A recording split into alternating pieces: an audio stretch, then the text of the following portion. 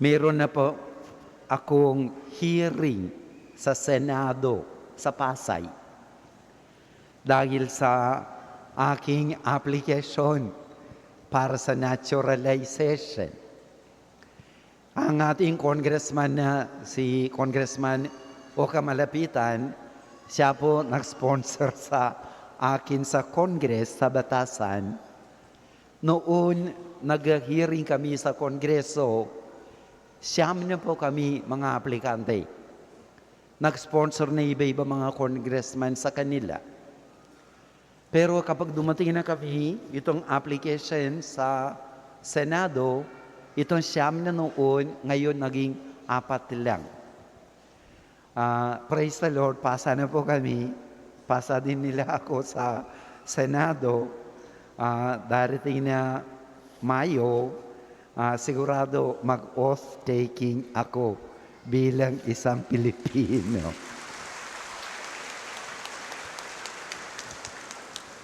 Sinabi ko sa sarili ko, kahit hindi ako mukhang Pilipino, talagang Pilipino nga ako. No po. Praise the Lord. Palapakan natin si Jesus po. So, mga kapatid, minsan narinig po natin mula sa ito mga pastor, no? Lalo na mga born-again pastor, no? Tungkol sa prosperity gospel. No? Katulad na narinig po natin dito sa Ebanghelyo. No? Sinabi ni San Lucas sa atin, Kapitulo 5, versikulo 1 hanggang 11, tungkol dati miraculous catch of fish. Dami. Abundant din po. Sigurado nandito po tayo dahil gusto natin tanggapin ganun na maraming grasya. Amen? Nandito tayo dahil hingin sa Kanya ang grasya, ang biyaya. Siguro gusto natin, katulad na narinig po natin, marami. Pero siguro mga kapatid, ang magbigay lang ng Panginoon sa atin, ang sapat para sa atin. Kahit sapat man, malaki man, sa pamamagitan nito mga readings na ito, gusto ko mag-abot sa inyo mga kapatid, paano po tayong tanggapin ang grasya? Pangalawa ay kung tanggapin natin ang grasya, ano ba ang epekto na ito? Una, paano po tayong tanggapin ang grasya? 2 bagay. Una mga kapatid, payagan natin si Jesus papasok sa ating buhay. Kapag pasukin natin si Jesus sa ating buhay, talagang pansin niya, ano ba ang mga kulang sa atin? Katulad na nangyari kay si Pedro. Kapag pumayag si Pedro, si Jesus na pasok sa kanyang bangka, doon napansin ni Jesus, kawawa, wala silang huli. Talagang hindi na ang bangka ni Pedro. Pansin ni Jesus. Ganun din mga kapatid sa atin. Kapag payagan natin si Jesus, pasok siya sa ating buhay, talagang pansin niya, ano ba mga kulang sa atin? Siguro, hindi masyado material na bagay siguro, ang spiritual na bagay, ang emotional na bagay, ang social na bagay. Katulad na narinig po natin unang pagbasa, sa presensya ng Panginoon, nagre-realize itong propeta Isaias, siya ay isang taong maruming labi. Ganon din si Pedro sa presensya ng Panginoon, sinabi niya, ako po ay makasalanan. Narinig din natin sinabi ni Pablo sa atin, wala akong karapat dapat na tawaging apostol. Mga kapatid, upang tanggapin natin grasya, biyaya, sapat man o malaki, una, payagan natin si Jesus sa ating buhay. Amen? Amen? Pangalawa ay mga kapatid, sundin natin si Jesus. Ano ang sabihin niya sa atin? Sundin natin to the letter. Katulad na narinig po natin dito sa Ebanghelyo. Kapag sinabi ni Lord sa kaniya kay si Pedro, pumalawot kayo at ihulog ang mga lambat upang manghuli. Did Peter do this right away? Hindi po.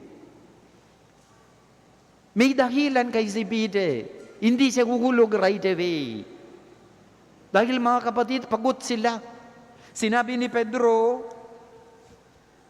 magdamak po kami, napagod, at wala kami nahuli. Ganun din tayo mga kapatid. Marami pa tayong alibay, marami po tayong excuses. May lakad ako, may gagawa ko, pagod ako. Sabihin ng Panginoon sa atin, lumapit kayo sa akin, bigyan ko kayo. Kung sabihin natin, pagod na ako, may lakad akong iba, hindi ko kaya. Tingnan ninyo. Pero mga kapatid, kapag sinabi ni Pedro, dahil sa sinabi ninyo, ihuhulo ko ang mga lambat. Mga kapatid, sabihin ng Panginoon Yesus sa atin, obedience is a requirement for blessing.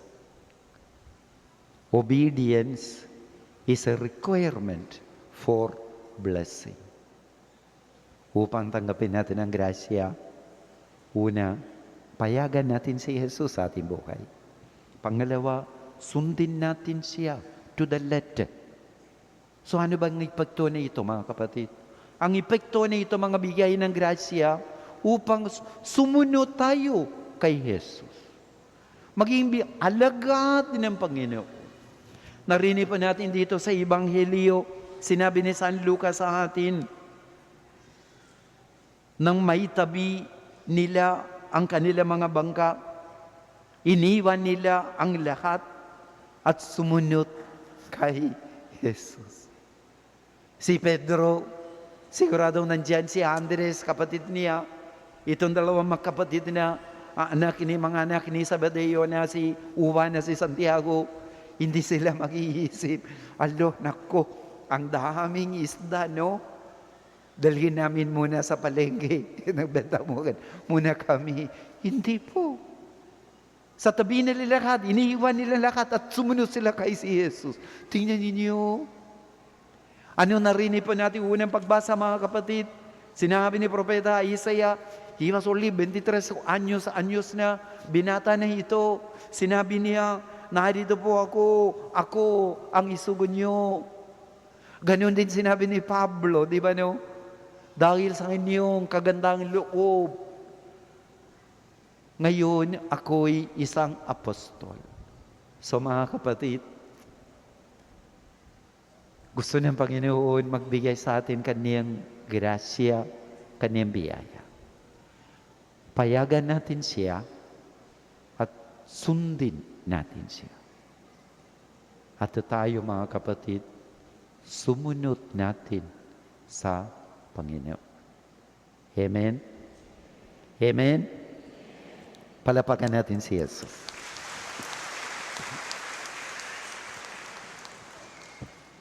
May isang kuya, ang pangalan niya si Mang Dagul.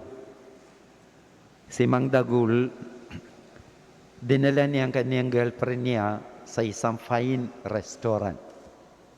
Nag-date sila. Nandiyan ang kandila, may red wine pa. Si Mang Dagul, tingin siya sa mata ng kanyang girlfriend. Sinabi niya, tell me something that will make my heart pound. Tell me something that will make my heart pound. Sinabi ng girlfriend sa kanya, nasa likod mo ang misis mo.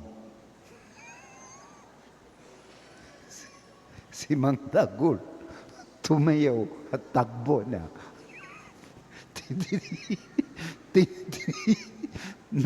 Tingnan niyo, no? Tumayo siya at takbo na. Mga kapatid, kung payagan natin si Jesus sa ating buhay, kung sundin natin ang mga sabihin niya, hindi po tayo tulad ni Mang Dagul. Amen? Amen. Sumunod po natin si Jesus. Tumayo po tayo. Sumasambalataya